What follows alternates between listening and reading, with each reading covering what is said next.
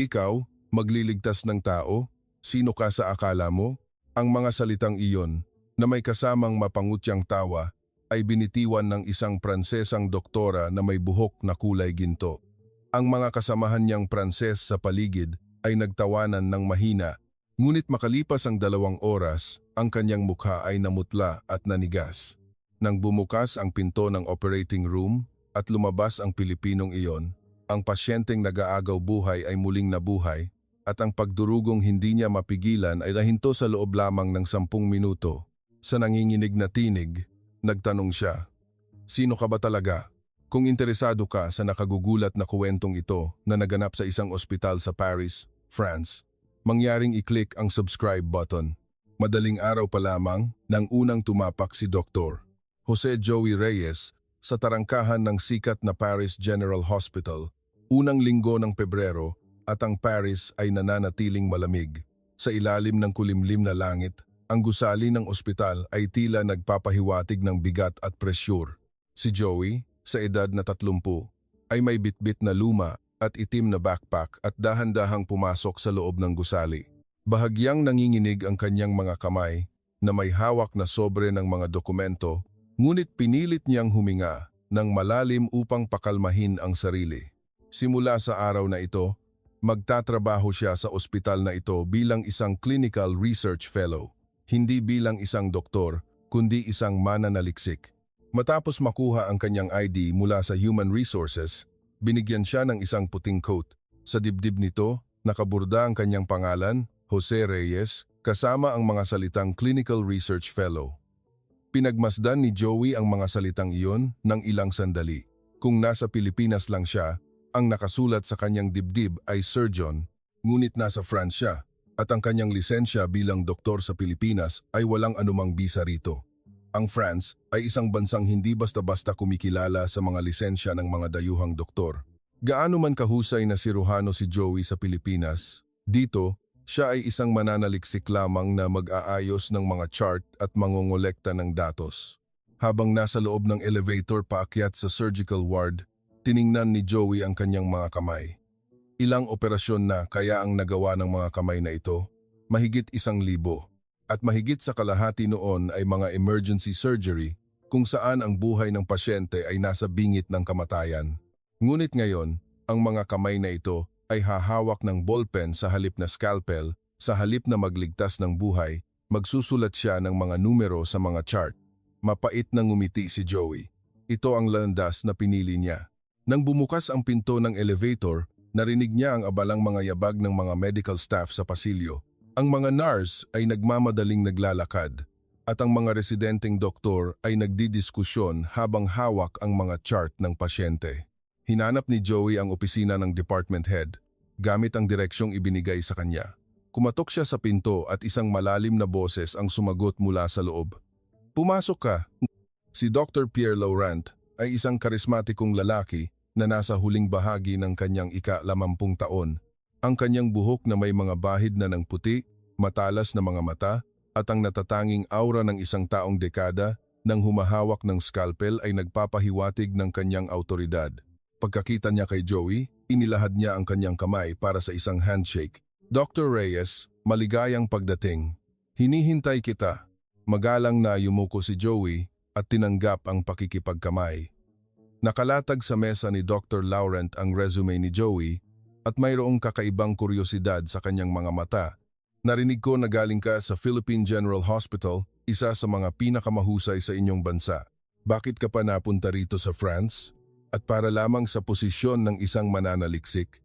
Nag-alinlangan si Joey sa tanong. Ano ang dapat niyang isagot? Hindi niya maaaring sabihin ang katotohanan. Hindi pa ngayon. Nais kong matutumuli sa isang bagong kapaligiran. Maikli at malabong sagot ni Joey. Hindi na nagtanong pa si Dr. Laurent. Sa halip, tumango siya at ngumiti. "Mabuti. Marami kang matututunan dito." Pagkatapos ay sinamahan niya si Joey sa surgical ward. Habang naglalakad sila sa pasilyo, sinabi ni Dr. Laurent, "Sumama ka sa umagang conference. Makikita mo kung paano magtrabaho ang aming mga residente. Ang pag-aayos ng mga chart at pangongolekta ng datos ay maaari mong matutunan ng dahan-dahan." Tumango si Joey. Isang kakaibang halo ng damdamin ang namuo sa kanyang dibdib.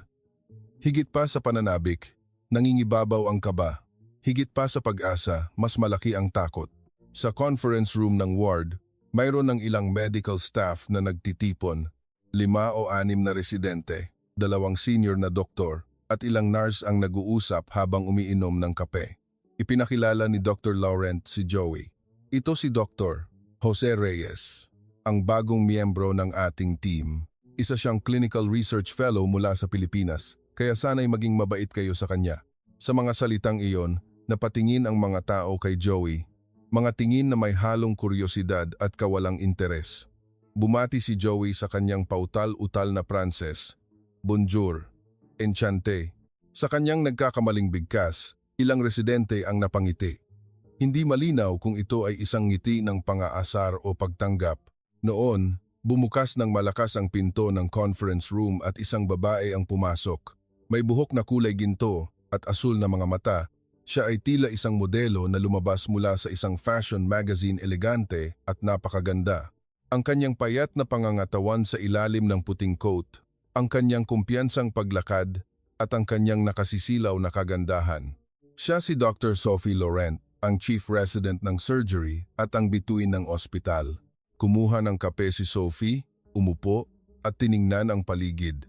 At doon, nagtama ang kanilang mga mata ni Joey na nakatayo sa isang sulok. Ang kanyang tingin ay malamig at matalas. Ang bagong mananaliksik? Tanong ni Sophie. Si Dr. Pierre Laurent ang sumagot. Oo, si Dr. Jose Reyes mula sa Pilipinas. Sinuri ni Sophie si Joey mula ulo hanggang paa at ngumisi.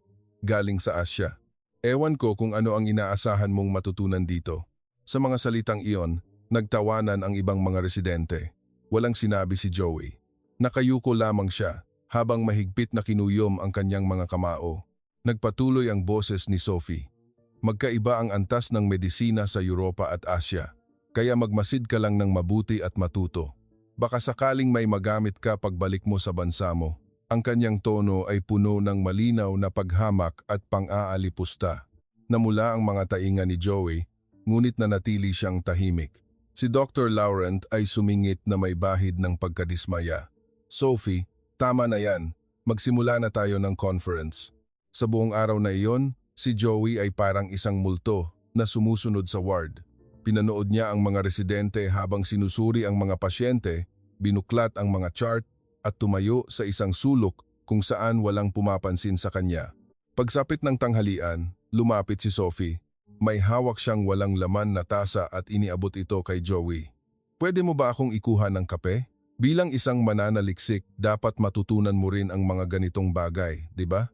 Muling nagtawanan ng mahina ang mga residente sa paligid. Tinanggap ni Joey ang tasa. Sige po, ang kanyang boses ay mahinahon at kalmado, ngunit may bahagyang panginginig. Tahimik siyang nagpunta sa pantry at nagtimpla ng kape. Nang tanggapin ito ni Sophie at uminom ng isang higop, napangiwi siya. Masyadong matamis. Ulitin mo, bumalik si Joey sa pantry. Sa pagkakataong ito, kaunting asukal lang ang inilagay niya, ngunit umiling muli si Sophie. Ngayon naman, masyadong mapait. Sa Pilipinas ba, hindi kayo marunong magtimpla ng kape? Lalong lumakas ang tawanan ng mga tao. Sa ikatlong pagkakataon, nagpunta si Joey para magtimpla ng kape. Si Dr. Laurent, na nakatingin sa kanyang likuran, ay napabuntong hininga ngunit walang sinabi. Ito ay isang uri ng ritual na kailangang pagdaanan ng sinumang dayuhan. Hindi madali para sa isang dayuhan, lalo na sa isang Asyanong tulad ni Joey, na magkaroon ng puwang sa isang prestihiyosong ospital sa France.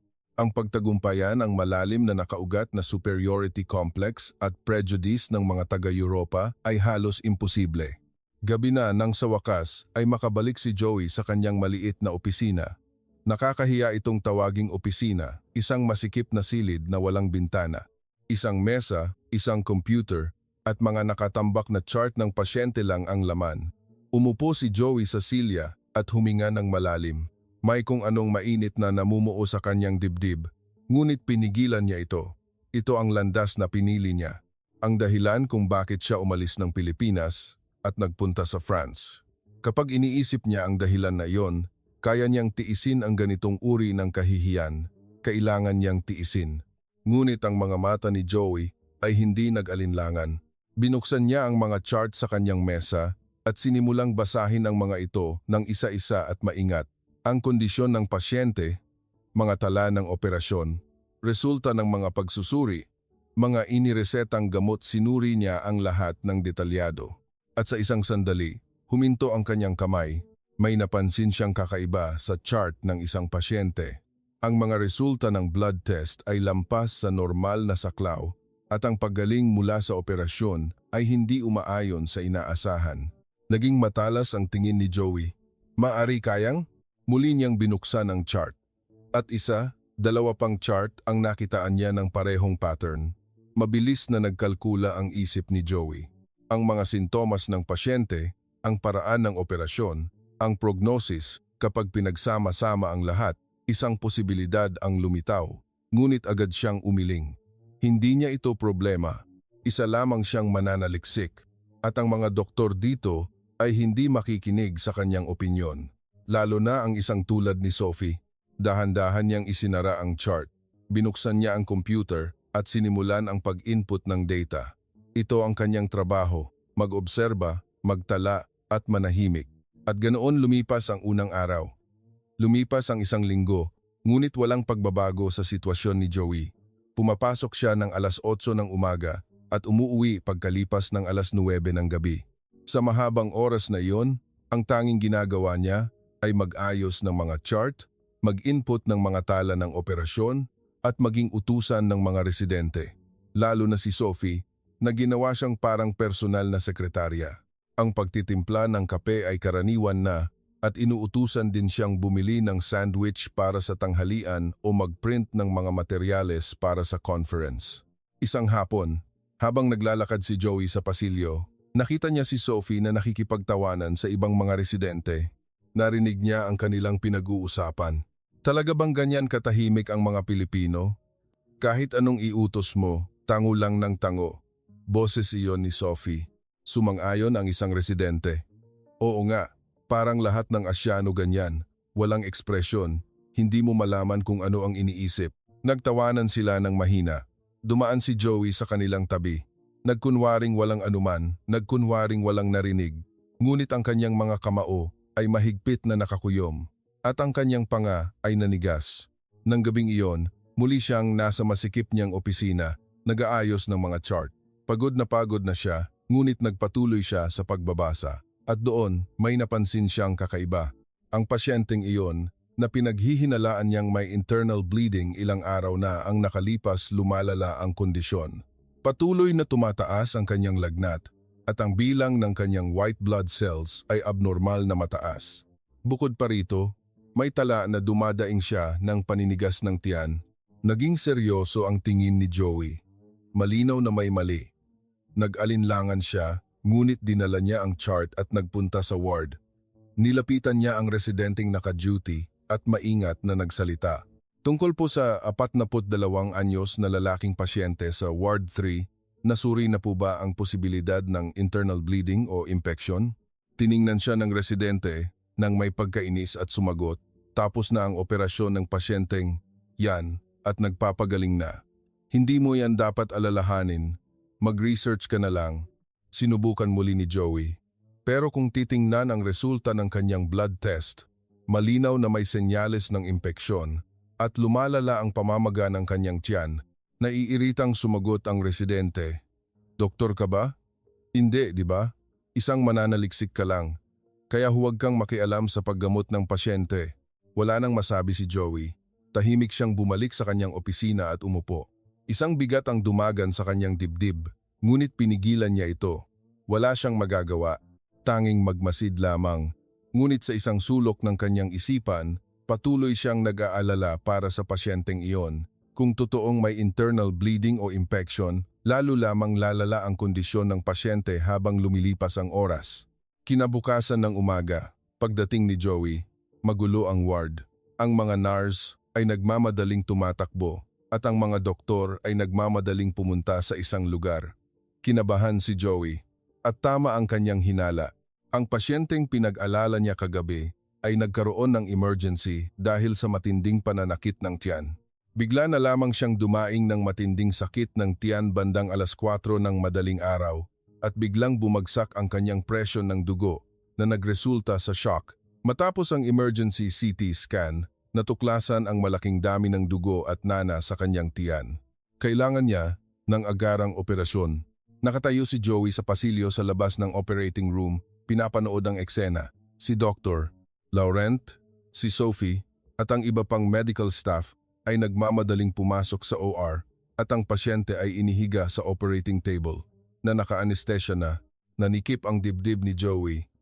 Kung sinabi lang niya ng mas maaga o kung nakinig lang sila sa kanya, hindi sana aabot sa ganitong emergency, ngunit huli na ang lahat. Tumagal ng mahigit 3 oras ang operasyon. Sa buong panahong iyon, naghintay si Joey sa pasilyo. Mayroon siyang ibang dapat gawin, ngunit hindi niya maiwan ang lugar. At sa wakas, bumukas ang pinto ng OR. Lumabas si Dr. Laurent at Sophie, kapwa pagod. Madilim ang ekspresyon ni Sophie, muntik na, bulong ni Sophie. Pumutok na ang nana sa loob ng tiyan niya at kumalat na, nagdulot ng peritonitis. Kung nahuli pa tayo ng kaunti, namatay na sana siya sa sepsis. Tumango si Dr. Laurent. Dapat naging mas masusi tayo sa pag-obserba sa kanya pagkatapos ng unang operasyon. Noon, dahan-dahang lumapit si Joey. Kahapon po, nabanggit ko ang tungkol sa pasyenteng yan. Tumingin sa kanya si Sophie. Ang kanyang mga mata ay may halong inis at pagkadismaya. Kalmadong sinabi ni Joey. Kahapon po, sinabi ko sa residenteng naka-duty ang tungkol sa resulta ng blood test at pamamaga ng tiyan ng pasyente. Sinabi ko na dapat suriin ang posibilidad ng internal bleeding o impeksyon. Nanigas ang mukha ni Sophie. At sino ka para gumawa ng ganyang assessment? Isa ka lang mananaliksik. Nag-alinlangan si Joey bago sumagot.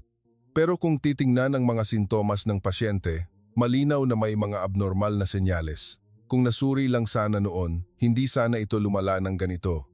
Namula ang mukha ni Sophie. Lumapit siya kay Joey at matalas na nagsalita. Pinagdududahan mo ba ang kakayahan ko? Ano ang alam mo para sabihin yan dito? Napatingin ang ibang medical staff sa kanilang dalawa. Ang tensyon sa pasilyo ay tila nagyelo. Sumingit si Dr. Laurent. Huminahon kayo. Ang mahalaga ay ligtas na ang pasyente. Pagkatapos ay tumingin siya kay Joey at marahang sinabi, Dr. Reyes, tama ka. Dapat naging mas maingat ang residente kagabi. Ngunit nangyari na ang nangyari, tiyakin na lang natin na hindi na ito mauulit. Si Sophie ay tumingin ng masama kay Joey, puno ng hinanakit. Sinwerte ka lang. Imposibleng maintindihan ng isang Asyano ang medisina sa Europa. At tumalikod siya at naglakad palayo. Naiwan si Joey na nakatayo, pinapanood ang papalayong si Sophie. May kung anong mainit na nag-aalab sa kanyang dibdib, ngunit huminga siya ng malalim at pinigilan ito. Simula pa lamang ito, magpapatuloy ang mga ganitong pangyayari. Ang pagwawalang bahala, pang-aalipusta, at hindi pagpansin sa kanyang mga sinasabi. Ngunit magtitiis si Joey dahil mayroon siyang layunin. Ang layuning matutong muli at magsimulang muli. Nang hapong iyon, umupo si Joey sa library at binuksan ang isang libro ng mga terminolohiyang medikal sa Pranses. Natanto niya na dahil sa kanyang pautal-utal na Pranses, hindi naging maayos ang komunikasyon. Kung naging mas matatas lang sana siyang magsalita, baka sakaling nakinig ang residente sa kanya. Kaya't nagpa siya si Joey na mag-aral ng Pranses gabi-gabi sa loob ng 2 oras. Mula sa mga terminolohiyang medikal hanggang sa pang-araw-araw na pag-uusap, determinado siyang maging perpekto. Ngunit ng gabing iyon, habang nag-aaral si Joey sa kanyang opisina, bumukas ang pinto.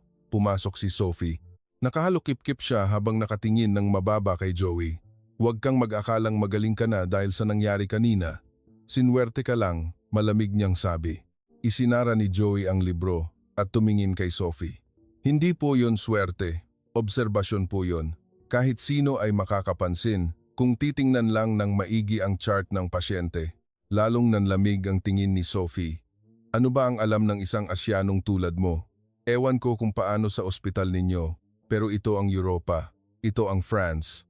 Wala ka sigurong ideya kung gaano kataas ang antas ng aming medisina. Mahinahong sumagot si Joey. Walang hangganan ang medisina. Ang mahalaga ay mailigtas ang pasyente, hindi kung saang bansa galing ang doktor. Ngumisi si Sophie. Ang galing mong magsalita. Kung ganyan ka kakumpiyansa, bakit hindi ka subukang mag-opera? Oo nga pala. Isa ka lang mananaliksik. Hindi ka pwedeng mag-opera. Puno ng pang-uuyam ang kanyang boses. Walang sinabi si Joey. Si Sophie, na may nasisiyahang ekspresyon, ay naglakad patungo sa pinto. Huminto siya sa may pinto, lumingon, at nag-iwan ng huling salita. Oo nga pala. Simula bukas, kapag nag-observe ka sa mga operasyon ko, lumayo ka ng kaunti. Hindi ako makapag-concentrate dahil sa'yo. May amoy asyano ka kasi. Matapos sabihin iyon, isinara ni Sophie ang pinto at umalis. Ilang sandali pang nakaupo si Joey. Paulit-ulit niyang kinuyom at binuksan ang kanyang mga kamao. Nanginginig ang kanyang panga at namumula ang kanyang mga mata. Ngunit hindi siya umiyak. Sa halip, muli niyang binuksan ang mga chart ng pasyente sa kanyang mesa. At isa-isa niyang binasa ang mga ito ng mas maingat. Balang araw, papatunayan niya. Papatunayan niyang hindi lang siya isang simpleng mananaliksik, na isa rin siyang doktor na kayang magligtas ng mga pasyente. Ngunit sa sandaling iyon, napansin ng mga mata ni Joey ang isang sulok ng monitor screen ng emergency room. Ipinapakita nito ang real-time na impormasyon ng mga pasyenteng dumarating. Natuon ang tingin ni Joey sa isang partikular na entry. 3 biktima ng aksidente sa sasakyan ang sabay-sabay na dinadala.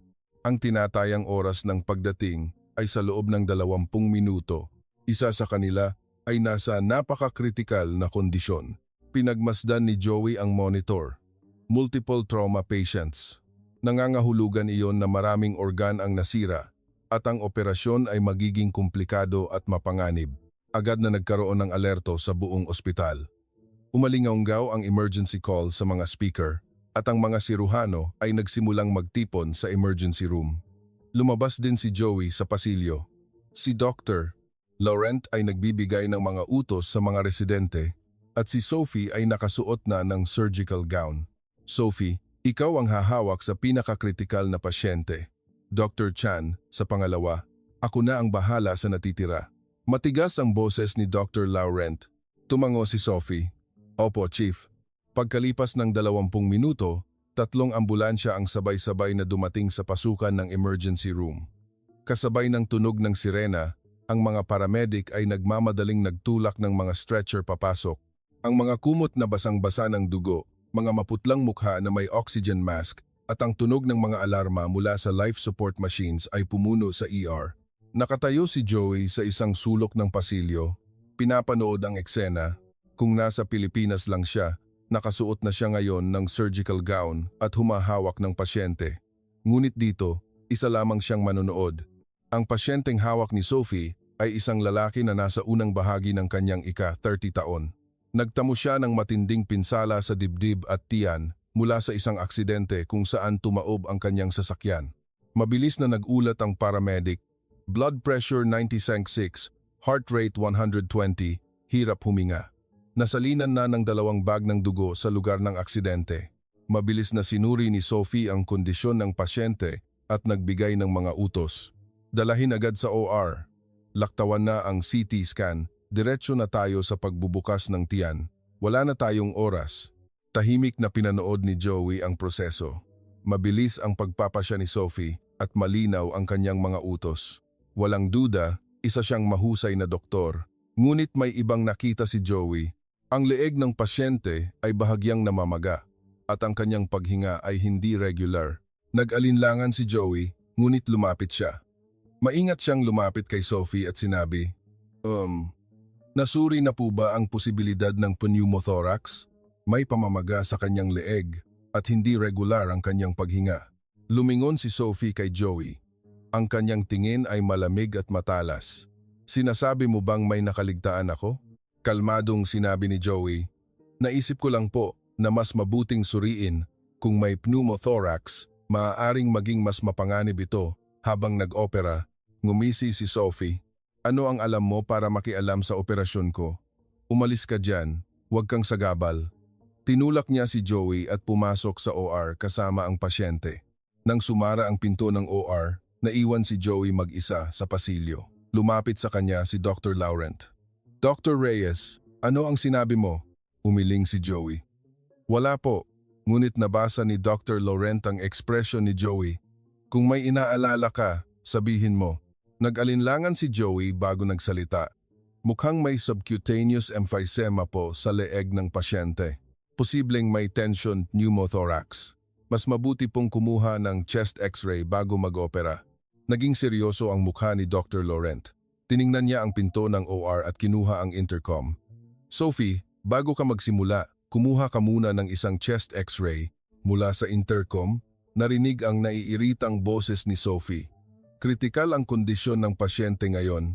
Wala tayong oras na sasayangin. Magsisimula na ako. Muling sinabi ni Dr. Laurent, Sophie, utos ko. Kumuha ka ng x-ray. Ilang sandali ng katahimikan ang sumunod bago sumagot si Sophie ng maikli, sige po.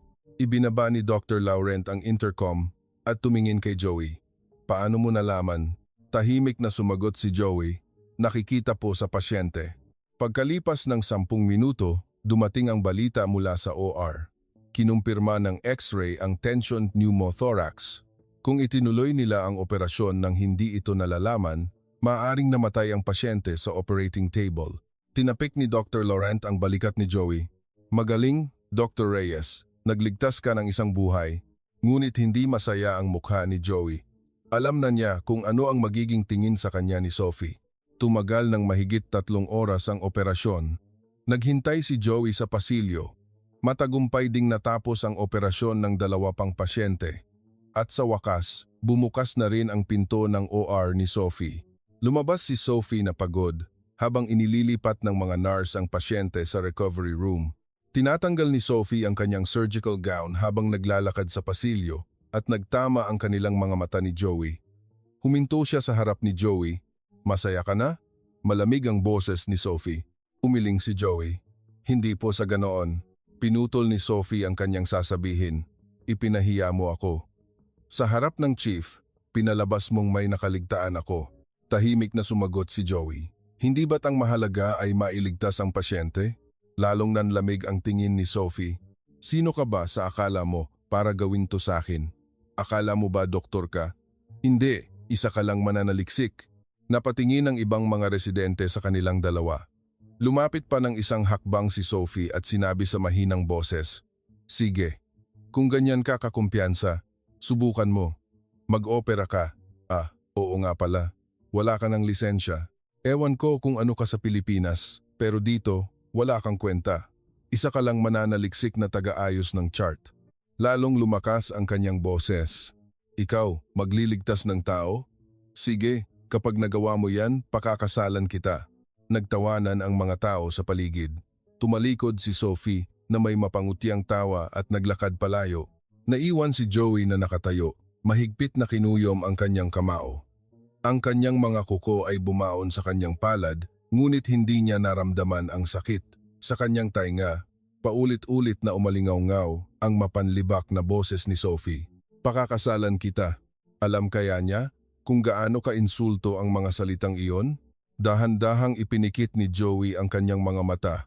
Bumalik sa kanyang alaala ang mga nangyari sa Pilipinas.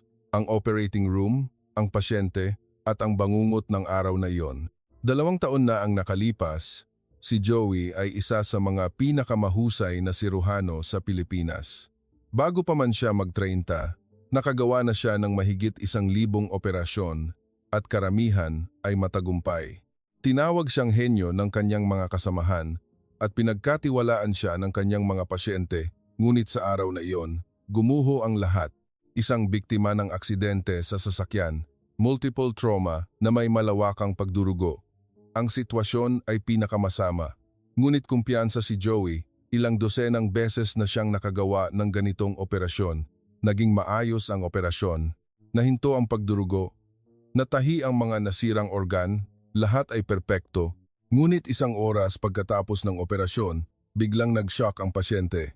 Muli siyang inoperahan, ngunit huli na ang lahat. Namatay ang pasyente. Sa resulta ng autopsy, natuklasan na ang sanhi ay internal bleeding mula sa isang napakaliit na pinsala sa ugat. Isang bagay na nakaligtaan ni Joey, isang napakaliit, halos hindi makitang ugat, Ngunit ang maliit na pagkakamaling iyon ay kumitil sa buhay ng pasyente. Sa legal na aspeto, hindi ito medical malpractice. Kahit sino ang tumingin, ginawa niya ang lahat ng kanyang makakaya at natural lamang na mahirap makita ang ganoong kaliit na pinsala. Ngunit hindi mapatawad ni Joey ang kanyang sarili. Simula noon, hindi na siya makapag-opera. Sa tuwing tatayo siya sa harap ng operating table, nanginginig ang kanyang mga kamay. Sa tuwing titingin siya sa isang pasyente, nakikita niya ang mukha ng taong namatay noon. Sinabi ng kanyang mga kasamahan na naiintindihan nila, ngunit nababasa ni Joey ang pagkadismaya sa kanilang mga mata. At pagkatapos ng ilang buwang pagtitiis, nagpasya si Joey. Iiwan niya ang lahat at magsisimulang muli. Ang kanyang lisensya, karanasan, at reputasyon iiwan niya ang lahat at magsisimula mula sa pinakamababa. Kaya siya nagpunta sa France, sa isang lugar kung saan walang nakakakilala sa kanya, kung saan maaari siyang magsimulang muli. Minulat ni Joey ang kanyang mga mata. Ang pasilyo ay maingay pa rin at ang mga medical staff ay abala. Dahan-dahan siyang huminga ng malalim. Tama si Sophie, dito wala siyang kwenta, ngunit balang araw, makakapag-opera siyang muli. Malalampasan niya ang trauma ng araw na iyon at muling makapagliligtas ng mga pasyente. Hanggang sa dumating ang araw na iyon, kailangan niyang magtiis. Gaano man siya insultuhin, gaano man siya baliwalain. Nang gabing iyon, binuksan ni Joey ang isang textbook ng medisina sa Pranses sa kanyang opisina at binasa niya ito, linya por linya. Habang nagsusulat ng mga tala, kailangan niyang malampasan ang hadlang sa wika, maunawaan ang pagkakaiba sa kultura at umangkop sa sistema dito. Sa ganoong paraan lamang siya muling makakatayo sa harap ng operating table. Lagpas na ng hating gabi, ngunit hindi inalis ni Joey ang kanyang mga mata sa libro. Ngunit sa sandaling iyon, 30 minuto pagkatapos ng operasyon, tumunog ang emergency alarm sa silid ng pasyente. Ang tunog ng alarma ay pumuno sa pasilyo. Isinara ni Joey ang libro at nagmamadaling lumabas ng kanyang opisina. Ang mga nurse ay tumatakbo sa pasilyo at ang residenteng naka-duty ay nagmamadaling pumunta sa isang lugar. Sumunod si Joey. Ang alarma ay nagmula sa recovery room at ang pasyente ay ang biktima ng aksidente na inoperahan ni Sophie kaninang hapon. Mabilis na lumala ang kondisyon ng pasyente. Bumagsak ang kanyang presyon, bumilis ang kanyang pulso, at patuloy na bumababa ang kanyang oxygen saturation. Nagmamadaling sinuri ng residenteng naka-duty ang pasyente at nagbigay ng mga utos sa nurse. Buhusan ng IV fluids, taasan ng oxygen, at kumuha ulit ng blood tests. Nagmamadaling kumilos ang mga nurse, ngunit hindi bumuti ang kondisyon ng pasyente. Nakatayo si Joey sa pasukan ng silid, nakatingin sa monitor. Patuloy na bumabagsak ang vital signs ng pasyente. Tinawagan ng residente si Dr. Laurent. Lagpas na ng hating gabi, ngunit seryoso ang sitwasyon. Wala pang 10 minuto, dumating si Dr. Laurent sa ospital at agad na nagpunta sa recovery room. Kasunod niya si Sophie. Mukha siyang bagong gising at pagod, ngunit matalas pa rin ang kanyang mga mata. Sinuri ni Dr. Laurent ang pasyente at nagtanong, naging maayos ba ang operasyon? Tumango si Sophie. Perpekto. Nahinto ang lahat ng pagdurugo at natahi ang lahat ng nasirang bahagi. Ngunit ang kondisyon ng pasyente ay hindi maipaliwanag na lumalala. Sinuring mabuti ni Dr. Laurent ang chart at muling tiningnan ang mga resulta ng pagsusuri. Pagkatapos ay napakunot noo siya. Kakaiba. Walang problema sa findings ng operasyon. Si Sophie ay nakatingin din sa pasyente na may pag-aalala. Kailangan po ba ng reoperation? Nag-alinlangan si Dr. Laurent. Maghintay muna tayo. Ilipat muna natin siya sa ICU at masusing bantayan. Pinanood ni Joey ang lahat mula sa labas ng silid.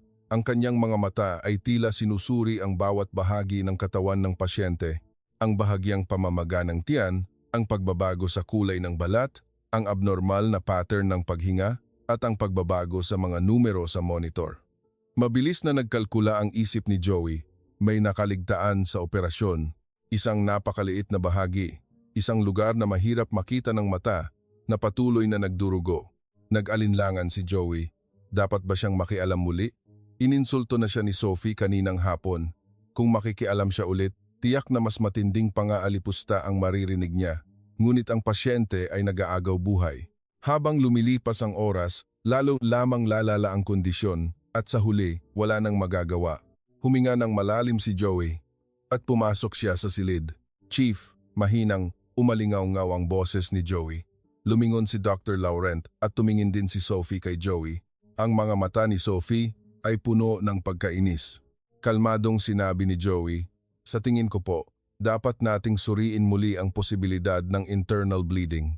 Patuloy na namamaga ang tiyan ng pasyente at base sa pattern ng pagbaba ng kanyang presyon, pinaghihinalaan ko ang internal bleeding." Agad na tumutol si Sophie. "Sinuri ko na ang lahat ng pagdurugo habang nag-opera. Walang problema." Tumango si Joey. "Naiintindihan ko po. Ngunit ang pinsala sa maliliit na ugat ay mahirap makita habang nag-opera. Lalo na sa kaso ng multiple trauma, maaaring pumutok ang isang maliit na ugat paglipas ng ilang oras." Namula ang mukha ni Sophie. "Sinasabi mo na naman bang may nakaligtaan ako? Hindi mo naman nakita ang operasyon? Paano mo malalaman?" Tahimik na sumagot si Joey. "Nakikita po sa kondisyon ng pasyente. Kailangan nating kumuha ng CT scan ngayon din o isaalang-alang ang re-operation." Natahimik ang silid. Tiningnan ni Dr. Laurent sina Joey at Sophie nang salitan habang ang residenteng naka-duty ay nakatayong hindi mapakali. Lumapit si Sophie ng isang hakbang. "Isa kang mananaliksik. Ilang beses ko bang dapat sabihin sa'yo na huwag makialam sa paggamot?" Hindi umatras si Joey. Nanganganib ang buhay ng pasyente. Hindi mahalaga ngayon kung sino ang tama o mali. Ang mahalaga ay mailigtas siya. Tumataas ang boses ni Sophie. "Ano ba ang alam mo? Ewan ko kung ano ka sa Pilipinas. Pero ito ang France at ako ang siruhano rito. Manood ka na lang." Nanigas ang panga ni Joey. Buhay ng pasyente ang nakataya. Hindi natin dapat isakripisyo ang pasyente dahil lang sa pride. Ngumisi si Sophie. "Pride? Nakakatawa ka. Ano naman ang matututunan ko sa isang Pilipinong tulad mo? Wala ka sigurong ideya kung gaano kataas ang antas ng medisina sa aming bansa." Sumingit si Dr. Laurent. "Huminahon kayo, pareho." Tumingin siya kay Joey at nagtanong, "Dr. Reyes, sigurado ka ba?" Tumango si Joey. "Opo, Chief. Sigurado po ako." Nag-isip sandali si Dr. Laurent bago magpasya. "I-CT scan muna natin. Titingnan natin bago magdesisyon." Nagprotesta si Sophie. "Chief, pasyente ko po ito. Pagkatiwalaan ninyo ang aking desisyon." Matigas ang boses ni Dr. Laurent. "Mas mahalaga ang kaligtasan ng pasyente, Sophie. Ihanda ang pasyente para sa CT scan." Habang isinasagawa ang lahat, masamang nakatingin si Sophie kay Joey. Hindi umiwas si Joey sa kanyang tingin. Ang tensyon sa pasilyo ay ramdam na ramdam. Nang makita ni Dr. Laurent ang mga imahe mula sa CT scan, nanigas ang kanyang ekspresyon. Mayroong internal bleeding. Isang maliit na ugat malapit sa pancreas ang patuloy na naglalabas ng dugo. Isang napakaliit na pinsala na hindi nakita habang nag-opera. Tumingin si Dr. Laurent kay Sophie. Ihanda ang OR para sa re-operation ngayon din. Namutla ang mukha ni Sophie. Wala siyang masabi. Nagbigay ng mga utos si Dr. Laurent para sa paghahanda at muling nagmamadaling kumilos ang medical staff. Tahimik na nakatayo si Joey sa isang sulok ng pasilyo. Nanikip ang kanyang dibdib. Hindi siya masaya na tama siya. Sa halip, nakaramdam siya ng pait dahil 2 taon na ang nakalipas, parehong-parehong pagkakamali ang nagawa niya. Habang naghahanda para sa operasyon, lumapit si Sophie kay Joey. Ang kanyang mga mata ay malamig at puno ng puot. "Masaya ka na? Ngayon, iisipin ng lahat na nagkamali ako." Umiling si Joey. "Hindi po yan ang mahalaga. Ang mahalaga ay maligtas ang pasyente." Ngumisi si Sophie. "Huwag kang magsinungaling. Gusto mo akong ipahiya, di ba? Gusto mong ipakita na mas magaling ang isang Pilipino kaysa sa isang doktor sa Europa." Diretsong tiningnan ni Joey si Sophie. "Gusto ko lang pong iligtas ang pasyente. Kung anuman ang tingin ninyo sa mga Pilipino, hindi ko yan problema. Pero ang buhay ng pasyente, hindi pwedeng isawalang bahala." Nag-alinlangan ang mga mata ni Sophie. Hindi malinaw kung galit, naguguluhan o may ibang emosyon. Tumalikod siya at naglakad patungo sa OR. Tumagal ng 2 oras ang re-operation. Nakaupo si Joey sa pasilyo sa labas ng OR, naghihintay. Lagpas na ng hating gabi. ngunit hindi siya inaantok. Sa kanyang isipan, paulit-ulit na bumabalik ang alaala ng 2 taon na ang nakalipas. Ganoon din ang pasyenteng iyon. Perpekto ang operasyon, ngunit biglang lumala pagkalipas ng ilang oras at re-operation. Ngunit huli na ang lahat. Ipinikit ni Joey ang kanyang mga mata. Sana, sa pagkakataong ito, maligtas ang pasyente. Lagpas na ng 2:00 ng madaling araw nang bumukas ang pinto ng OR. Lumabas si Dr. Laurent. Pagod ang kanyang mukha, ngunit may bakas ng ginhawa, tagumpay. Nahanap namin ang pinagmumulan ng pagdurugo at natahi ito. Stable na ang pasyente. Huminga ng malalim si Joey. Nailigtas ang pasyente. Lumapit si Dr. Laurent kay Joey at tinapik ang kanyang balikat. Dr. Reyes, salamat. Dahil sa iyo, nailigtas natin ang pasyente. Ngunit sa sandaling iyon, lumabas din si Sophie mula sa OR. Ang kanyang mukha ay gusot at ang kanyang mga mata ay namumula. Nakita niya si Joey at lumapit. Sa mahinang boses sinabi niya, "Sige, panalo ka na. Masaya ka na siguro." Walang sinabi si Joey. Nagpatuloy si Sophie. "Pero huwag kang magkakamali. Isa ka pa ring mananaliksik at ako ang doktor. Gaano ka man kagaling, wala kang magagawa dito." Tiningnan niya si Joey ng diretso sa mata at nag-iwan ng huling salita. "Ikaw, magliligtas ng tao? Sige, kapag nagawa mo yan, pakakasalan kita. Pero hinding-hindi ka makakapag-opera, wala ka ng lisensya." At tumalikod siya at naglakad palayo. Naiwan si Joey na nakatayo. Ang kanyang mga kamao ay mahigpit na nakakuyom at ang buong katawan niya ay nanginginig. Tahimik na sinabi ni Dr. Laurent kay Joey, "Hindi naman talaga ganyan si Sophie. Nasaktan lang ang pride niya." Tumango si Joey, hindi dahil naiintindihan niya, kundi dahil wala na siyang ibang masabi. Nagpatuloy si Dr. Laurent, "Dr. Reyes, hindi biro ang kakayahan mo. Saan ka nag-aral?" Nag-alinlangan si Joey bago sumagot. "Sa Pilipinas po." Tiningnan siya ni Dr. Laurent ng may malalim na kahulugan. "Ano ang ginagawa mo sa Pilipinas? Mukhang hindi ka lang basta nagre-research." Hindi sumagot si Joey. Yumuko na lamang siya. Hindi na nagtanong pa si Dr. Laurent. "Sige, kung ayaw mong sabihin, ayos lang.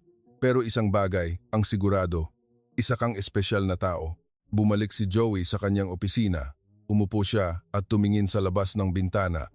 Ang kalangitan ng Paris sa gabi ay madilim pa rin at ang lungsod ay tahimik. May kung anong gumugulo sa kanyang dibdib. Hindi galit, hindi lungkot, kundi ibang emosyon. Marahil, ito ay pag-asa. Ngayong gabi, nagligtas siya ng isang pasyente. Hindi man siya nag-opera, hindi man siya humawak ng scalpel. Baka sakaling, maaari na siyang magsimulang muli. Sa sandaling iyon, dahan-dahang sinimulan ni Joey na isuot ang isang surgical gown sa kanyang isipan. Lumipas ang 4 na buwan. Isang tensyon ang bumalot sa ospital. Lantaran ng iniiwasan ni Sophie si Joey at ang pakikitungo ng ibang mga residente sa kanya ay nagbago rin. Ang ilan ay tumitingin ng may kuryosidad, habang ang iba ay patuloy na nagwawalang bahala. Ngunit iisa lang ang tanong sa isip ng lahat. Sino ba talaga ang Pilipinong mananaliksik na ito? Nang hapong iyon, muling nagkaroon ng alerto sa buong ospital. Sa pagkakataong ito, isang malaking aksidente sa sasakyan. Isang truck at 2 kotse ang nagkarambola sa highway at 3 ang malubhang na sugatan. 15 minuto bago dumating ang ambulansya. Sa maikling panahong iyon, ang buong ospital ay naging parang isang larangan ng digmaan. Sabay-sabay na inihanda ang mga operating room at ang mga siruhano ay nagsimulang magtipon. Gaya ng dati, nakatayo si Joey sa isang sulok ng pasilyo. Ang kanyang papel ay maging isang tagamasid, ngunit sa kanyang dibdib, may mainit na kumukulo. Ang tunog ng mga pasyenteng dinadala, ang yabag ng mga medical staff na tumatakbo, ang tunog ng emergency alarm. Ang lahat ng ito ay pamilyar kay Joey. Isang eksena na hindi mabilang na beses niyang naranasan sa Pilipinas. Dumating ang mga ambulansya. Ang unang pasyente ay isang 40 anyos na lalaki na may malubhang pinsala sa dibdib. Ang pangalawa ay isang 50 anyos na babae na may pinsala sa tiyan at balakang. At nang ibaba ang ikatlong pasyente, nanigas ang buong emergency room. Isang binatang lalaki na mukhang nasa unang bahagi ng kanyang 20 taon, ngunit ang buong katawan niya ay duguan at wala siyang malay. Nagmamadaling nag-ulat ang paramedic.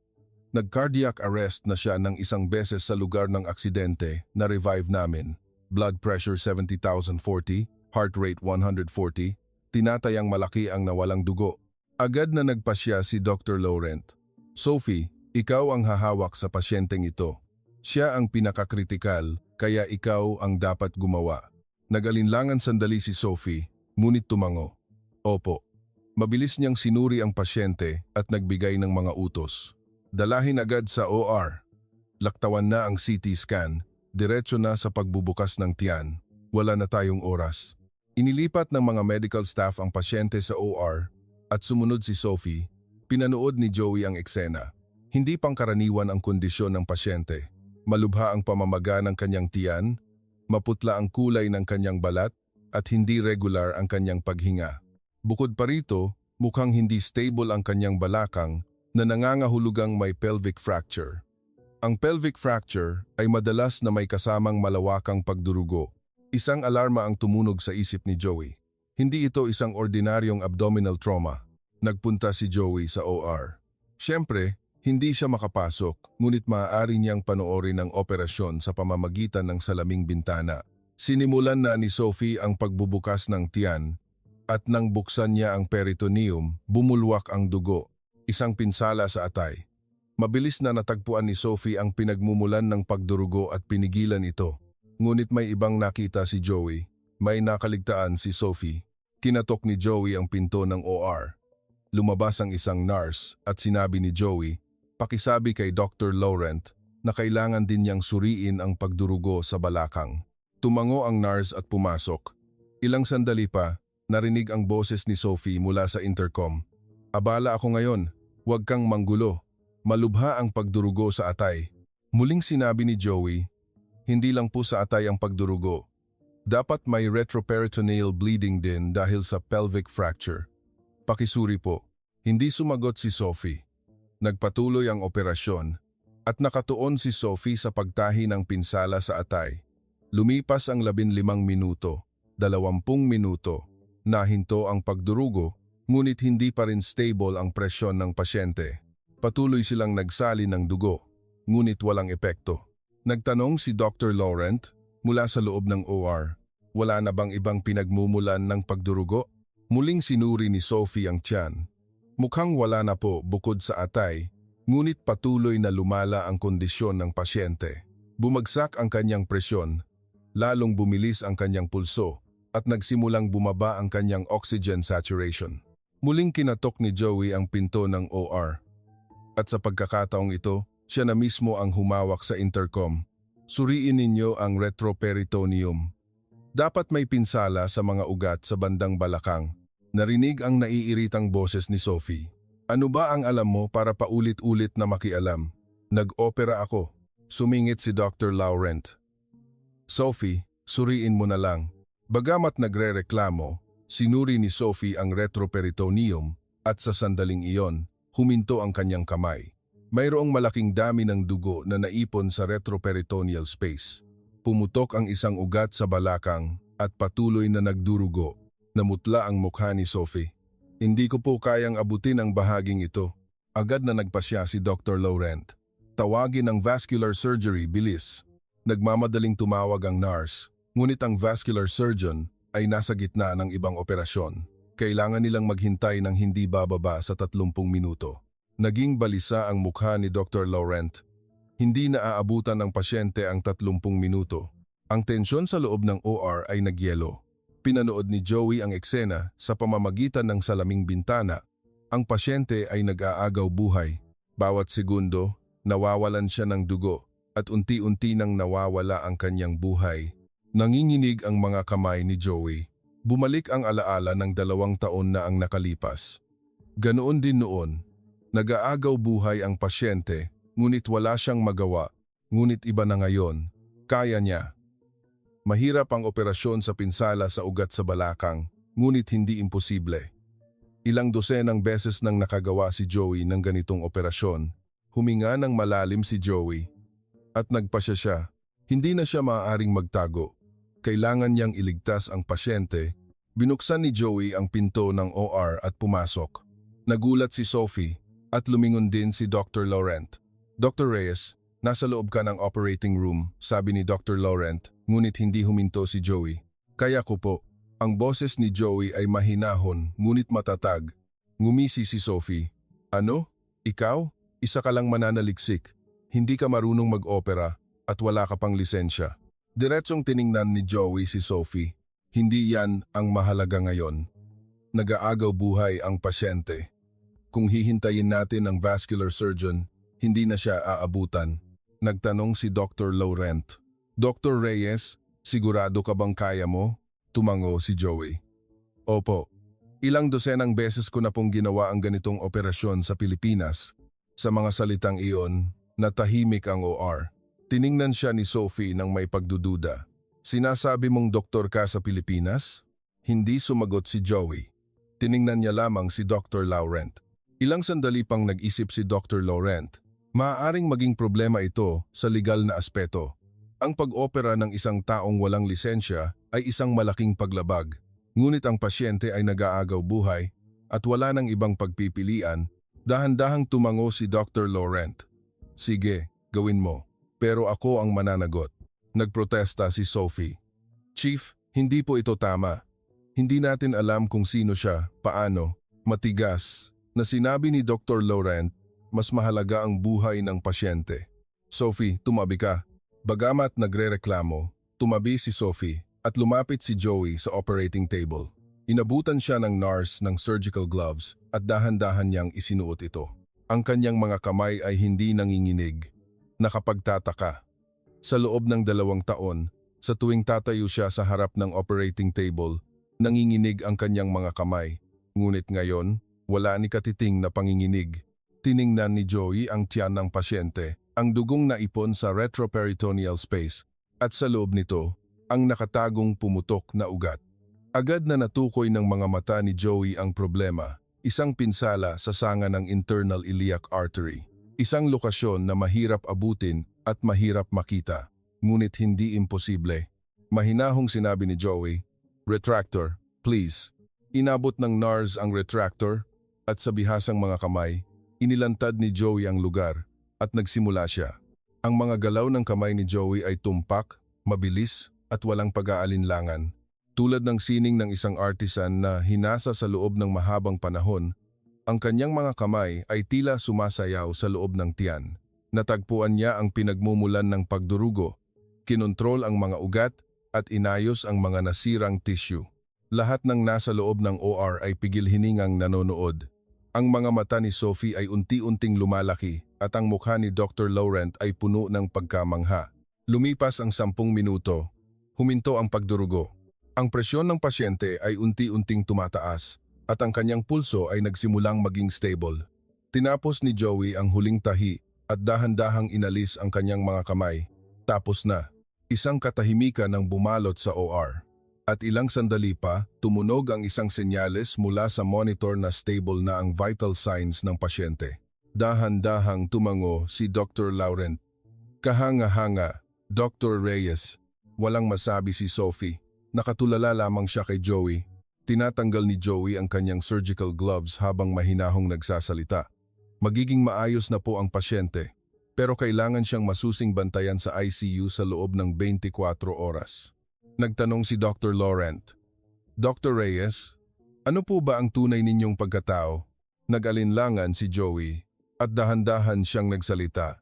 Isa po akong siruhano sa Pilipinas. Sa mga salitang iyon, lahat ng nasa loob ng OR ay nagulat. Namutla ang mukha ni Sophie at ang ibang mga doktor ay nagsimulang magbulungan. Muling nagtanong si Dr. Laurent. Kung ganoon, bakit ka nandito bilang isang mananaliksik? Hindi sumagot si Joey. Yumuko na lamang siya. Nanginginig ang boses ni Sophie nang magtanong. Sino ka ba talaga? Isang oras pagkatapos ng operasyon, isang tensyon ang bumalot sa conference room. Si Dr. Laurent, si Sophie, ang ibang mga residente, at si Joey ay nakaupo. Lahat ng mata ay nakatuon kay Joey. Si Dr. Laurent ang unang nagsalita. Dr. Reyes, kailangan mong magpaliwanag. Sino ka ba talaga at bakit ka napunta rito bilang isang mananaliksik? Nag-alinlangan si Joey, isang nakaraan na gusto niyang itago, ngunit alam niyang hindi na niya ito maitatago pa. Dahan-dahan siyang nagsalita. Ang pangalan ko po ay Jose Reyes. Nagtapos ako sa University of the Philippines College of Medicine at natapos ko ang aking residency sa Philippine General Hospital. Nagbulungan ang mga tao sa conference room. Nanlaki ang mga mata ni Sophie at ang ibang mga residente ay nagpakita ng pagkabigla. Nagpatuloy si Joey. Pagkatapos kong maging isang board-certified surgeon, nagtrabaho ako sa isang cancer center sa loob ng 5 taon. Nakagawa ako ng mahigit 1,000 operasyon at karamihan ay emergency surgeries. Tumango si Dr. Laurent. Sa ganyang karanasan, dapat ay kilala ka na sa Pilipinas. Bakit mo iniwan ang lahat para pumunta rito? Dumilim ang ekspresyon ni Joey. 2 taon na po ang nakalipas, isang pasyente ang namatay sa aking mga kamay. Natahimik ang conference room. Nagpatuloy si Joey, isang biktima ng aksidente sa sasakyan. Multiple trauma, malawakang pagdurugo. Ginawa ko ang lahat ng aking makakaya. Pinigilan ko ang pagdurugo, tinahi ang mga nasirang organ, akala ko perpekto na ang lahat. Ngunit 1 oras pagkatapos ng operasyon, muling nag-shock ang pasyente. Nanginginig ang boses ni Joey. Muli kaming nag-opera, ngunit huli na ang lahat. May nakaligtaan akong isang napakaliit na pinsala sa ugat. Isang ugat na halos hindi makita ng mata. Tahimik na nagtanong si Sophie. At anong nangyari? Tiningnan siya ni Joey. Sa legal na aspeto, walang problema. Idineklara itong hindi medical malpractice. Ang opinyon ng mga eksperto ay mahirap talagang makita ang ganoong kaliit na pinsala, ngunit hindi ko mapatawad ang aking sarili. Maigpit na kinuyom ni Joey ang kanyang kamao. Simula noon, hindi na ako makapag-opera. Sa tuwing tatayo ako sa harap ng operating table, nanginginig ang aking mga kamay. Sa tuwing titingin ako sa isang pasyente, nakikita ko ang mukha ng taong namatay noon. Tumango si Dr. Laurent na tila naiintindihan. Kaya ka napunta sa France? Sumagot si Joey. Gusto ko pong iwan ang lahat. Ang lisensya, karanasan at reputasyon at gusto kong matutong muli mula sa simula. Sa isang lugar kung saan walang nakakakilala sa akin bilang isang ordinaryong mananaliksik. Ngumisi si Sophie. Kalokohan. Iiwan mo ang ganyang kahanga-hangang karera para lang mag-ayos ng mga chart dito? Diretsong tiningnan ni Joey si Sophie. Ito po ang landas na pinili ko. Gusto kong matutong muli. Ang tamang paraan ng pakikitungo sa pasyente, ang tamang saloobin sa medisina, at ang tamang pagtingin sa aking sarili. Walang masabi si Sophie. Ang kanyang mukha ay puno ng magkahalong emosyon. Nagpatuloy si Joey. Habang nag-opera ako kanina, natanto ko, ang kinatatakutan ko ay hindi ang pagkakamali, kundi ang kawalan ng lakas ng loob na magsimulang muli. Nagtanong si Dr. Laurent. Kung ganoon, ano na ang plano mo ngayon? Nag-isip sandali si Joey. Hindi ko po alam, ngunit isang bagay ang sigurado. Isa pa rin akong doktor at trabaho kong magligtas ng mga pasyente. Isang nasisiyahang ekspresyon ang lumitaw sa mukha ni Dr. Laurent. Mabuti. Dr. Reyes, walang duda na isa kang espesyal na doktor. Nagligtas ka ng isang pasyente ngayon at walang sinuman ang makakatanggi sa katotohanang iyon. Ngunit si Sophie ay mayroon pa ring hinanakit. Hindi ibig sabihin niyan ay tama ang ginawa mo. Wala kang lisensya bilang doktor sa France. Ang operasyon kanina ay malinaw na ilegal. Sumingit si Dr. Laurent. Ako ang mananagot, Sophie. Ako ang nagbigay ng pahintulot. Nagprotesta si Sophie. Pero Chief, ito ay usapin ng prinsipyo. Gaano man kahusay, kung walang lisensya, hindi pwedeng mag-opera. Iyon ang patakaran. Tahimik na sinabi ni Joey, tama po si Dr. Laurent, ang ginawa ko po ay isang paglabag sa patakaran, pananagutan ko po ito. Umiling si Dr. Laurent. Hindi. Dr. Reyes, nagligtas ka ng isang pasyente. Iyon ang pinakamahalaga. Tumingin siya kay Sophie at sinabi, Sophie, bilang isang doktor, dapat alam mo rin, may mga pagkakataon na mas mahalaga ang buhay ng pasyente kaysa sa mga patakaran. Kinagat ni Sophie ang kanyang labi. May gusto siyang sabihin, ngunit pinigilan niya. Sa halip, tumayo siya at akmang lalabas ng conference room.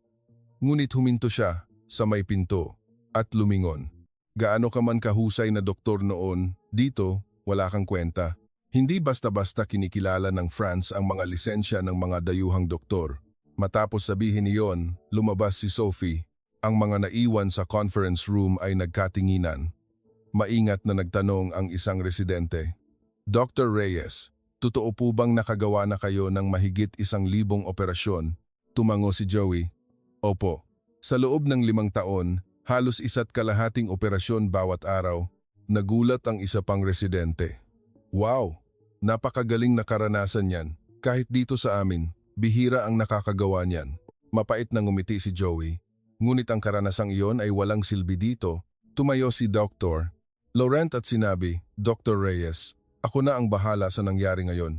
Kailangan kong iulat ito sa Ethics Committee ng ospital, ngunit hindi magbabago ang katotohanan na nagligtas ka ng isang pasyente.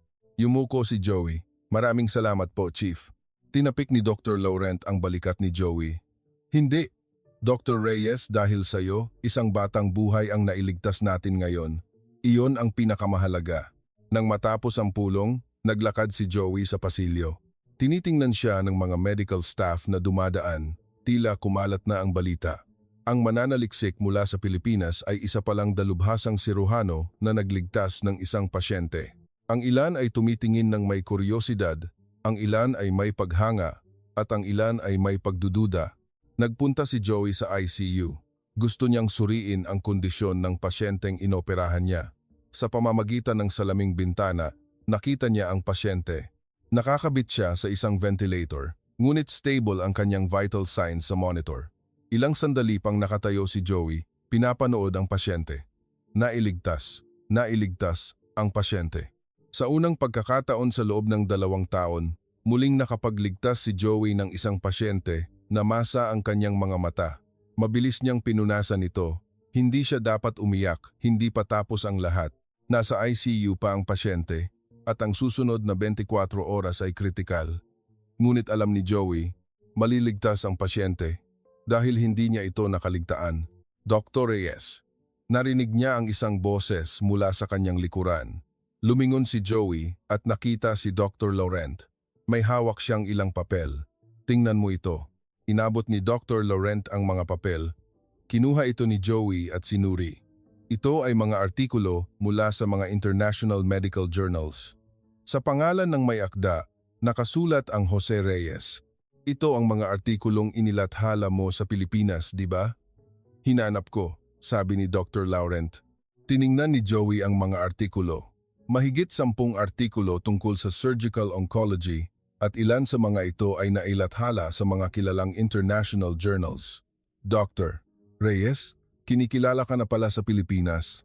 Hindi lang isang simpleng doktor, kundi isa sa mga pinakamahusay sa iyong larangan. Puno ng paghanga ang boses ni Dr. Laurent. Ngayon, naiintindihan ko na kung bakit mo itinago ang lahat ng ito.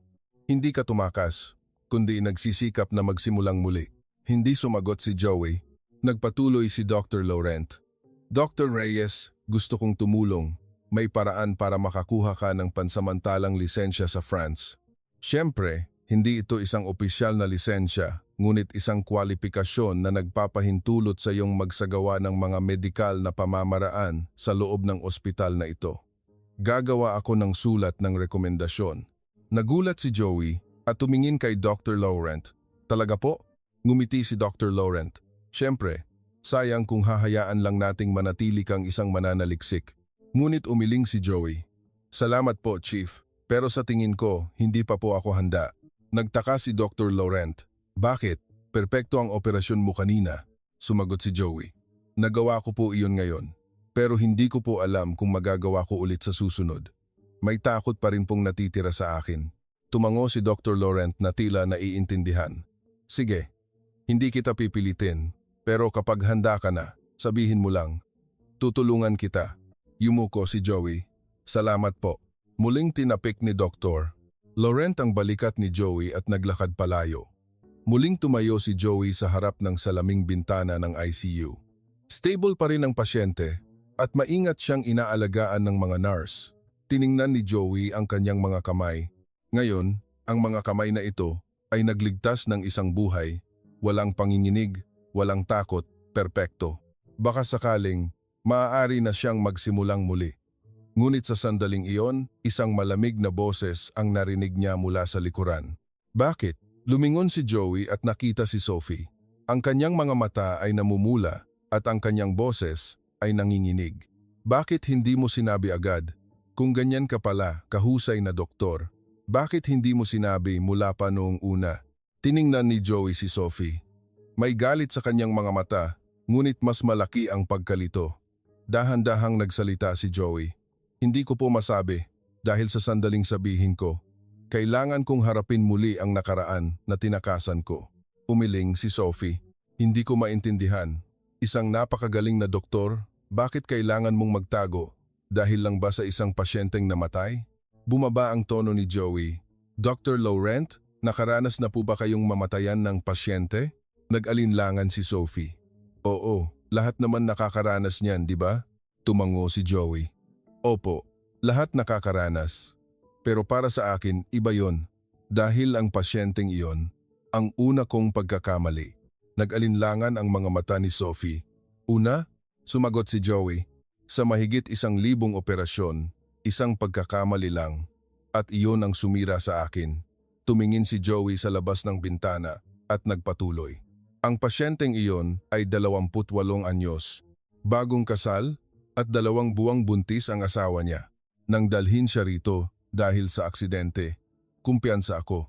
Ilang dosenang beses na akong nakagawa ng ganitong operasyon.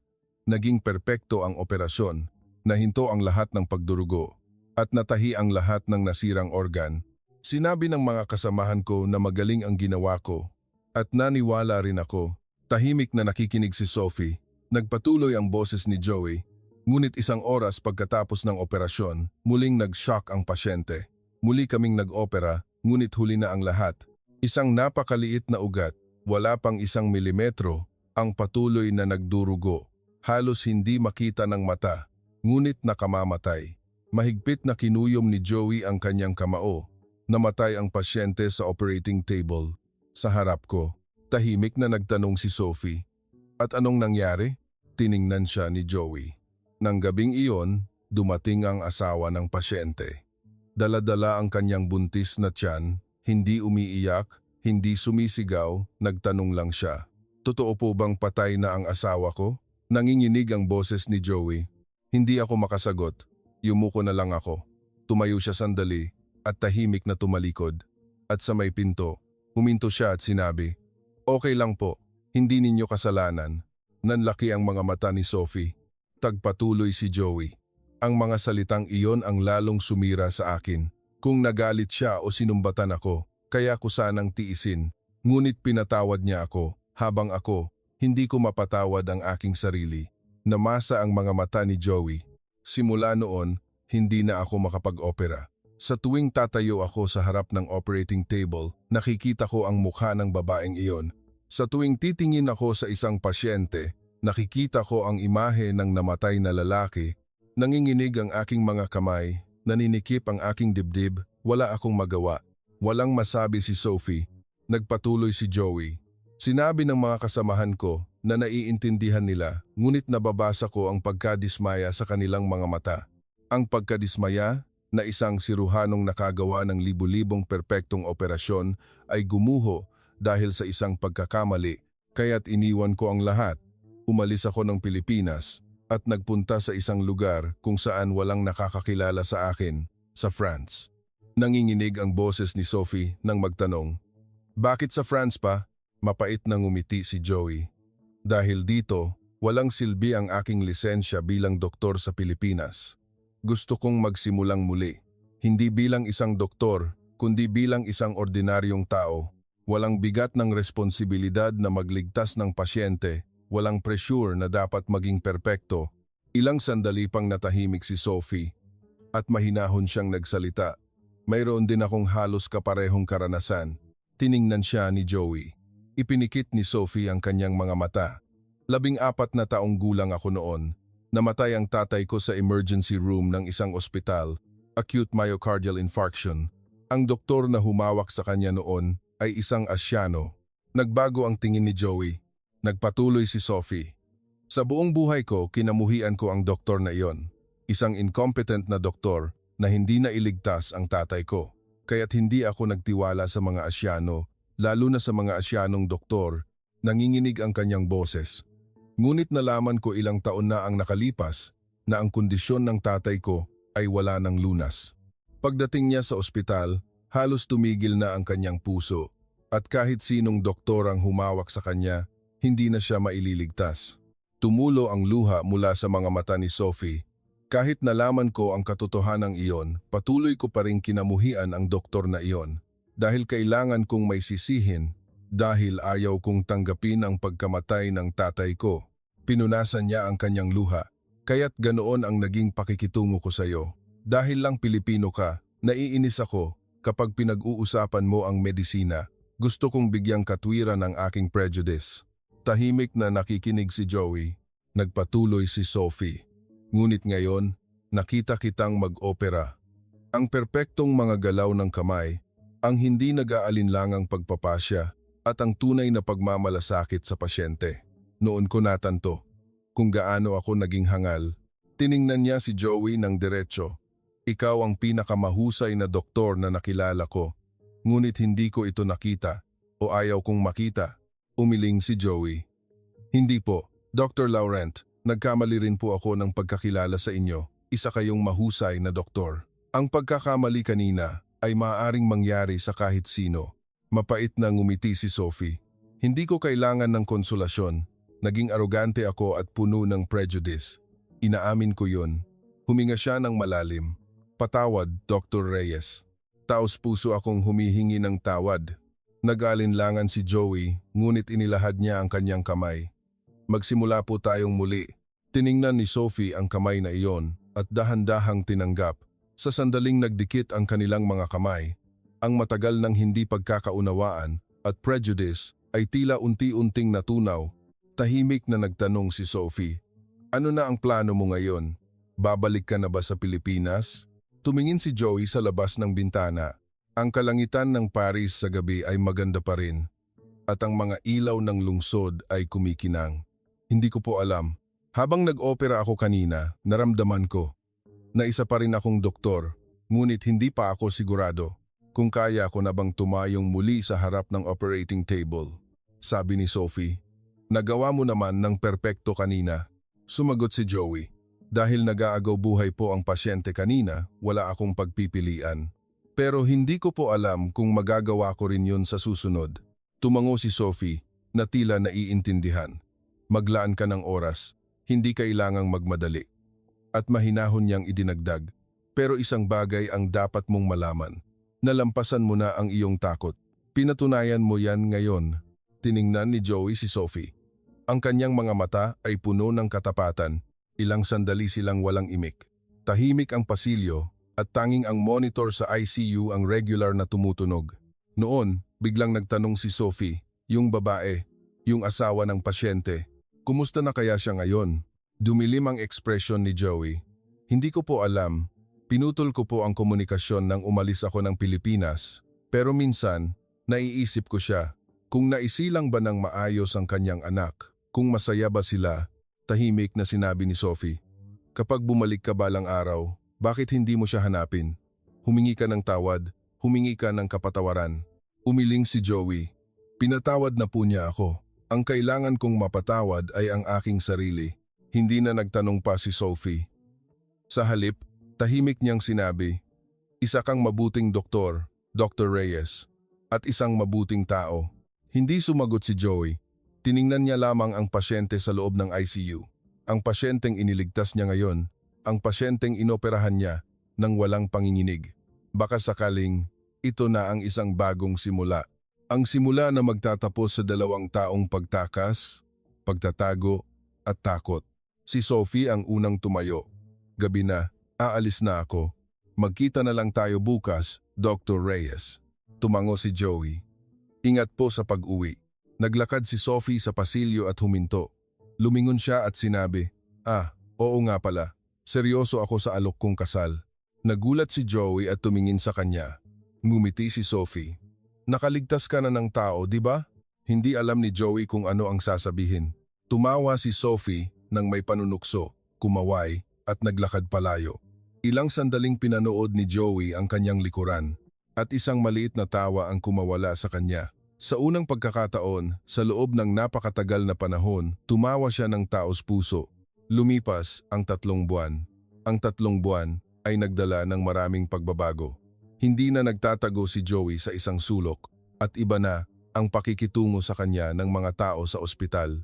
Bagamat opisyal pa rin siyang isang mananaliksik, tinatrato na siya ng mga medical staff bilang isang senior na doktor, lalo na si Sophie na tuluyan ng nagbago.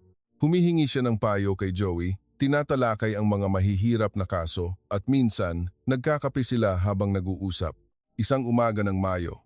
Pagdating ni Joey sa ospital, tinawag siya ni Dr. Laurent. Dr. Reyes, may oras ka ba?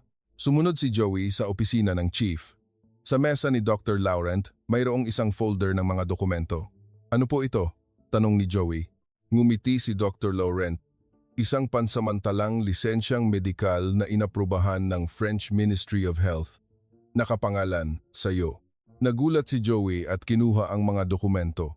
Nakasulat dito ang pangalan ni Jose Reyes kasama ang isang pansamantalang lisensyang medikal na may bisa sa loob ng 1 taon. Paano po ito? Sumagot si Dr. Laurent. Ako ang gumawa ng sulat ng rekomendasyon at sinuportahan ito ng ospital at ang mga pamilya ng mga pasyenteng iniligtas mo ay nagsulat ng isang petisyon. Sa loob ng 3 buwan, bagamat opisyal kang isang mananaliksik, sa katunayan, marami kang natulungang pasyente. Hindi makapagsalita si Joey, nagpatuloy si Dr. Laurent. Siyempre, hindi ito isang opisyal na lisensya. Ngunit sa loob ng ospital na ito, maaari ka nang mag-opera at direktang mag-alaga ng mga pasyente. Kumusta, Dr. Reyes? Handa ka na bang magsimulang muli? Ilang sandaling pinagmasdan ni Joey ang mga dokumento. Nanginginig ang kanyang mga kamay, ngunit sa pagkakataong ito, hindi dahil sa takot, dahil sa pananabik. Salamat po, Chief. Mahina ngunit matatag ang boses ni Joey. Ngunit uuwi na po ako sa Pilipinas. Isang bakas ng pagkabigla ang dumaan sa mukha ni Dr. Laurent. Sa Pilipinas? Bakit? Maaari ka nang magsimulang muli dito. Sumagot si Joey. Gusto ko pong dalhin pabalik sa Pilipinas ang mga natutunan ko dito at gusto kong tapusin ang mga bagay na hindi ko natapos. Tumango si Dr. Laurent na tila naiintindihan. Yung asawa ng pasyente mo, di ba? Nagulat si Joey at tumingin kay Dr. Laurent. Ngumiti si Dr. Laurent. Nakikita ko sa iyong mga mata. Hindi mo pa natatapos ang bagay na iyon. Dahan-dahang tumango si Joey.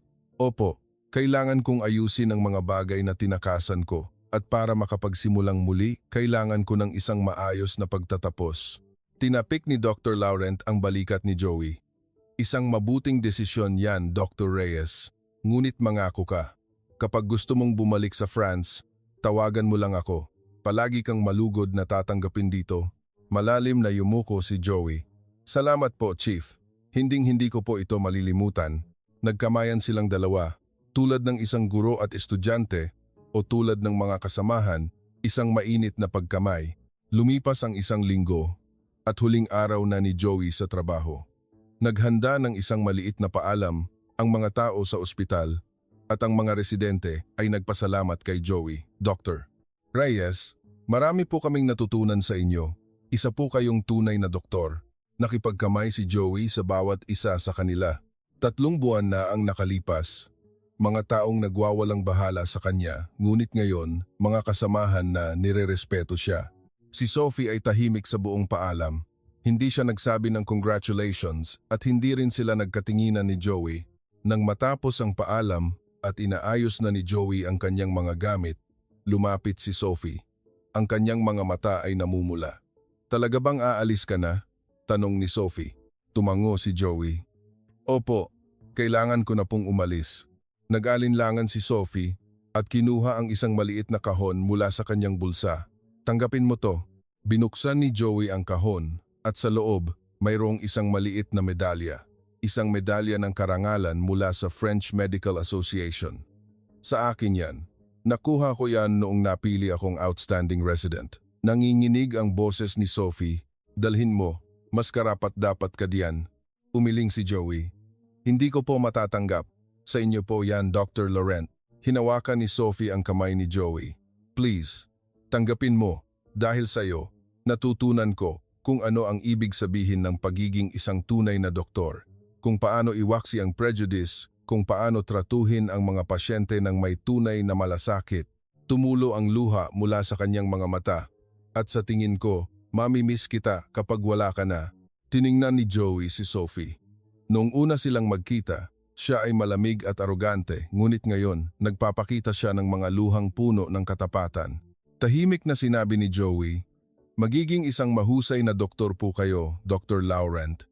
Isa na po kayong mahusay na doktor. At balang araw, tutulungan ninyo rin ang iba tulad ng tulong na natanggap ko. Tumango si Sophie. Gagawin ko. Tinanggap ni Joey ang medalya. At mula sa kanyang bag, kinuha niya ang isang manipis na libro. Ito po ang isang koleksyon ng mga artikulong isinulat ko sa Pilipinas, tungkol po sa surgical oncology. Baka makatulong po ito sa inyo, Dr. Laurent. Tinanggap ni Sophie ang libro at hinaplos ang pabalat. Nakasulat doon ang pangalan ni Joey sa Tagalog. Ilang sandali silang walang imik, at bigla na lang niyakap ni Sophie si Joey. Salamat, Dr. Reyes. Maraming salamat. Nagulat sandali si Joey, ngunit marahan niyang tinapik ang kanyang likod. Ako po ang dapat magpasalamat, Dr. Laurent, dahil sa inyo, nagkaroon ako ng lakas ng loob na magsimulang muli. Ilang sandali pang umiyak si Sophie bago humiwalay. Pinunasan niya ang kanyang luha at ngumiti. Kahit nasa Pilipinas ka na, tumawag ka ha? Kahit paminsan-minsan. Nangako si Joey. Opo. Huling tiningnan ni Sophie si Joey bago naglakad palayo. Huminto siya sa may pinto, lumingon, at sinabi, oo nga pala. Seryoso ako sa alok kong kasal. Kung sakaling bumalik ka sa France, tumawa si Joey. Pag-iisipan ko po. Ngumiti rin si Sophie, kumaway, at nawala. Isang taon pagkatapos noon, sa Maynila, bumalik si Joey sa Department of Surgery ng Philippine General Hospital at muling nagsimulang mag-opera. Noong una, nanginginig ang kanyang mga kamay, ngunit ang kanyang karanasan sa France ang sumuporta sa kanya. Sa bawat pasyenteng inililigtas niya, unti-unti niyang nalalampasan ang trauma ng nakaraan. At isang araw, hinanap ni Joey ang babaeng iyon. Ang babaeng nawalan ng asawa 2 taon na ang nakalipas. Sa pamamagitan ng mga talaan ng ospital, nahanap niya ang kanyang tirahan at maingat na kumatok sa pinto. Bumukas ang pinto. At lumitaw ang babae. Nakilala niya si Joey. Doc, malalim na yumuko si Joey. Pasensya na po kung ngayon lang, pero nandito po ako para humingi ng tawad. Tahimik na pinapasok ng babae si Joey sa kanyang bahay. Sa sala, isang batang lalaki na mukhang 3 taong gulang ang naglalaro ng mga laruan. Anak ko po. Ang pangalan niya ay Kaito, sabi ng babae. Tiningnan ni Joey ang bata. Kamukha ng kanyang ama. Ang mga mata nito ay katulad na katulad. Nagpatuloy ang babae. Paboritong pangalan po yan ng asawa ko, sabi niya. Kapag nagkaanak kami ng lalaki, Kaito ang ipapangalan namin. Walang masabi si Joey. Nag-abot ng tsaa ang babae at sinabi, hindi ninyo po kasalanan, Doc. Sinabi ko na po yan noon, di ba? Umiling si Joey. Dapat po naging mas maingat ako. Kahit gaano kaliit na ugat, hindi ko po dapat pinalampas. Ngumiti ang babae. Tao lang po kayo, Doc. Nagkakamali rin. Sigurado akong naiintindihan din yan ng asawa ko. Tumulo ang luha mula sa mga mata ni Joey. Patawad po. Patawad po talaga.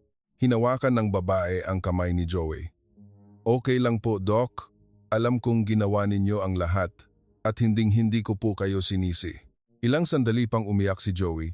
Ang mga emosyon na kinimkim niya sa loob ng 2 taon ay bumuhos. Ilang sandali pa, pinunasan ni Joey ang kanyang luha at tumayo. Salamat po. Pakiramdam ko, napatawad na ako. Sabi ng babae, wala naman po kayong dapat ipagpatawad, Doc, at may hihilingin po sana ako. Tiningnan siya ni Joey. Kahit ano po, itinuro ng babae ang kanyang anak. Kapag lumaki po ang batang ito, gusto niyang maging doktor. Sa panahong iyon, pwede po ba kayong maging guro niya? Tiningnan ni Joey ang bata at tumango. Pangako po. Ngumiti ang babae. Salamat po, Doc. Umalis si Joey sa bahay at tumingala sa langit. Ang kalangitan ng Maynila ay maaliwalas at ang sikat ng araw ay mainit. Ang mabigat na pasanin sa kanyang dibdib ay tila unti-unting nababawasan. Lumipas ang ilang taon at muling nakilala si Joey sa larangan ng medisina sa Pilipinas. At tuwing tag-araw, nagpupunta siya sa France para magbigay ng isang linggong lecture sa Paris General Hospital. Si Sophie ay naging isang senior surgeon na at nagtatag ng isang mentoring program para sa mga Asyanong medical staff. Isang araw, pagkatapos ng lecture ni Joey, lumapit si Sophie. Dr. Reyes, sabay tayong mananghalian. Umupo silang dalawa sa isang cafe malapit sa ospital. Inabutan ni Sophie si Joey ng isang maliit na kahon. Ano to? Tanong ni Joey. Tumawa si Sophie at sumagot. Buksan mo. Sa loob ng kahon, mayroong isang singsing. Nagulat si Joey at tumingin kay Sophie. Nakangiting sinabi ni Sophie. Natatandaan mo pa ba ang alok kong kasal? Sabi ko, kapag nakapagligtas ka ng tao, pakakasalan kita. Tumawa si Joey. Biro lang naman yon, di ba? Umiling si Sophie. Noong una, oo. Pero ngayon, seryoso na ako. Tiningnan ni Joey si Sophie. Ang kanyang mga mata ay seryoso. Dr. Laurent, pinutol ni Sophie ang kanyang sasabihin. Hindi kailangang magmadali sa sagot. Makakapaghintay ako. At tumayo siya habang tumatawa. Sige, magkita na lang ulit tayo sa susunod na taon, Dr. Reyes. Pinanood ni Joey ang papalayong si Sophie habang napapangiti. Inilagay niya ang kahon ng singsing sa kanyang bulsa habang iniisip, talagang kakaiba ang buhay. Sa France kung saan siya tumakas, doon niya natagpuan ang lakas ng loob na magsimulang muli. Ang babaeng nangaalipusta sa kanya noon ay isa na ngayong mahalagang tao. At higit sa lahat, muli na siyang nakapagliligtas ng mga pasyente. Gamit ang mga kamay na hindi nanginginig at isang pusong walang takot. Umalis si Joey sa ospital at tumingala sa langit. Ang kalangitan ng Paris, ang kalangitan ng Maynila, pareho lang pala. At sa ilalim ng kalangitang iyon, magpapatuloy si Joey sa pagliligtas ng mga pasyente bilang isang tunay na doktor.